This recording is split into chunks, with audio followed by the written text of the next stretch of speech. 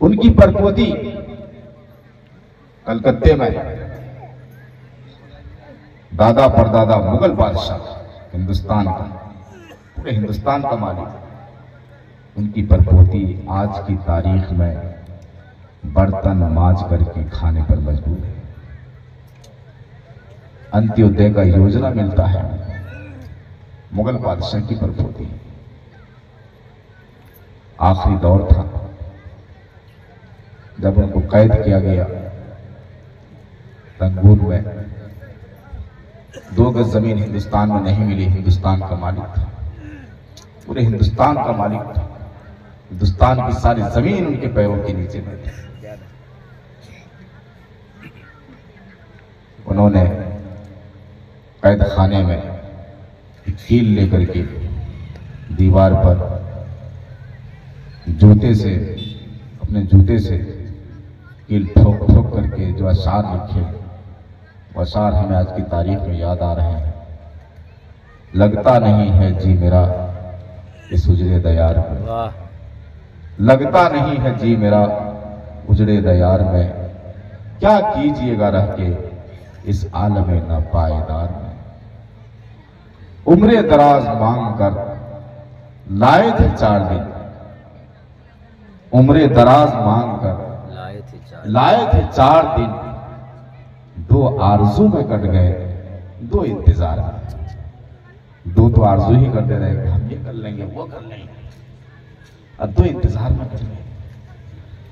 बुलबुल को पास पासे न सयाद से गिला, बुलबुल को पास पासे न सयाद से गिला, किस्मत में कैद थी लिखी फसले बहार में। आज मुसलमानों की तादाद क्या है हिंदुस्तान में? कहा जाता है कि 37 करोड़ मुसलमानों की तादाद है। 37 करोड़, सबसे बड़ा झूठ, सबसे बड़ा फ्रॉड यही कि मुसलमानों की तादाद 37 करोड़ है। सबसे बड़ा झूठ। अगर मुसलमानों की तादाद हिंदुस्तान में 37 करोड़ होती तो बाबरी मस्जिद शहीद नहीं होती।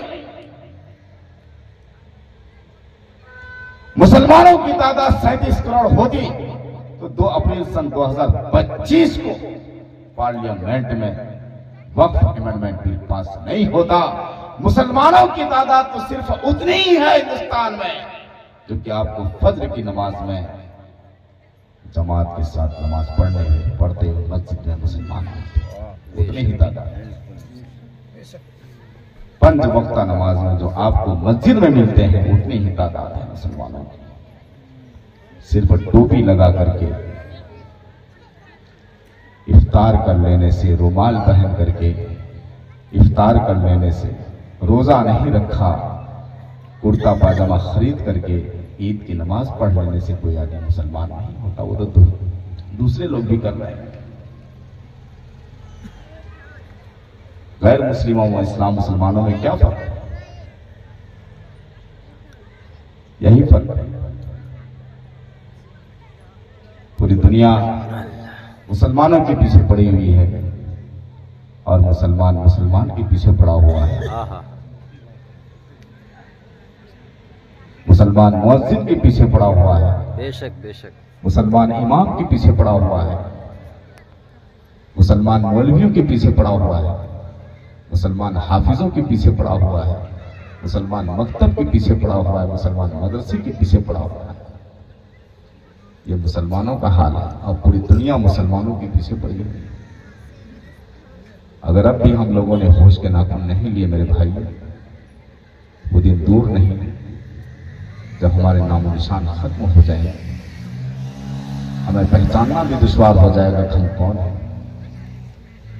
समरकंद बुखारा में नमाजी टैक्स लगा, मस्जिद खाली हो गई, अस्तबल बन गया।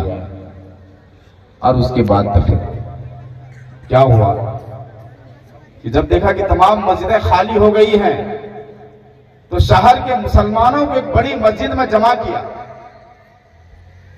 कहा कि एक जलसा है, सब लोग पहुंचो। बाई प्रेशर हुकूमत ने तमाम मुसलमानों को जलसे में पहुंचाया, सब लोग पहुंचे उसमें। जब सब लोग पहुंच गए, नाज़िम इजलास ऐलान करता है जितने भी रूहानी पेशवा यानी उलमा हैं, हुफ्फाज हैं, दानिश्वर हैं, मुस्लिम दानिश्वर हैं, और जो दामला है, दामला कहते हैं मौलवियों को, उलमा को दामला कहते हैं, ये जितने भी हैं इस सब मस्जिद से निकल जाए। तो जितने भी उलमा थे वो सब मस्जिद से निकल गए। बचे कौन? आवाम बचे, कमजोर जहन वाले बचे, जो बेचारे उलमा के कहने पर काम करते थे वही बचे। उसके बाद फिर एक प्रोफेसर तकरीर करने के लिए खड़ा हुआ और कहा कि तुम्हारे नबी ने तुमको पागल बनाया है, कोई खुदा वुदा नहीं है दुनिया में, वो सब छोड़ दो, ये सब गलत सलत बातें हैं। एक आदमी को जोश आता है, उसका जवाब देता है। जब उसका जवाब दिया गया पूरे मजमे में सन्नाटा छा गया, लेकिन ये हुकूमत को कब बर्दाश्त थी? कहा कि पकड़ो और मारो। पकड़ करके मारा और इतना मारा तो उसकी आंख उसके घर में जा जाती थी। इसी तरीके से मुसलमानों को खत्म किया। अंदलुस में क्या हुआ? 800 साल तक मुसलमानों की हुकूमत थी। कुर्तुबा और गरनाता की मस्जिद को आप जाकर के देख लीजिए, आज की तारीख में भी, आज की तारीख में वो चर्च में तब्दील है। वहां मरियम अलैहिस्सलाम और ईसा जैसा उनके फोटो लगे हुए हैं, उनकी पूजा होती है। शानदार मस्जिद है। क्या हुआ? यही हुआ। हम नहीं समझे। अब बताइए ना, कितने लोग हैं जो दीन की तालीम के लिए है कि वीडियोस आप तक जो पहुंचा, आपने देखा, आपको पसंद आया होगा। पसंद आ जाए दोस्तों में ज़रूर शेयर करें, और पहली बार हैं तो सब्सक्राइब ज़रूर करें। मिलते हैं फिर दूसरे वीडियोस में। अस्सलाम वालेकुम।